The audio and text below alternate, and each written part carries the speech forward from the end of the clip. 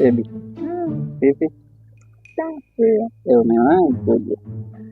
Nimewahi. Asante, sababu hivi umetia pamba. Kweli. Navyokupendaga basi.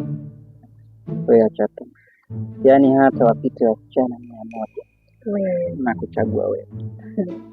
Haya, asante. Ni wanaume hata mwaminifu. Unaweza kuniambia hivi? Ondoa hofu kabisa, nishakwambia relax. Nyonya maisha baby. Nyonya maisha, mtoto mzuri. Alafu unajua nini? Nipange tu nikuoe tu bana. Maana nishakaa sana bila mwanamke. Sioagi. Sasa mpaka wananiambia mimi sioi. Sasa natakiwa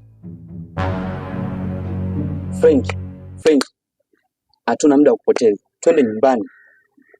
Mtoto wako yuko hali mbaya sana. Frank, twende nyumbani basi. Kwa hiyo ni unaitwa Frank? Allah. Wewe kaka, huyo anaitwa Frank. Usinikonyeze bwana, mtoto wako yuko hali mbaya. Wewe.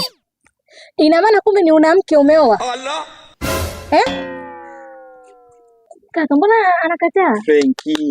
Kumbuka na miadi kibao. Ukitoka kwa mke wako mdogo nenda kwa mke wako mkubwa. Tuwai basi tuondoke ukamsaidia yule mtoto wako Franki.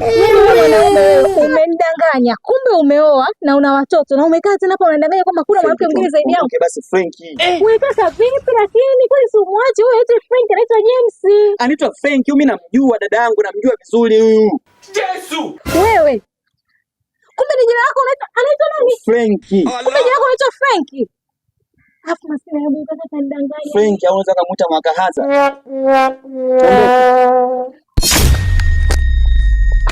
Shakwambia mwanangu. Kuhusu taarifa za mtoto wako. Kama utakuja sawa, kama uji basi. Allah.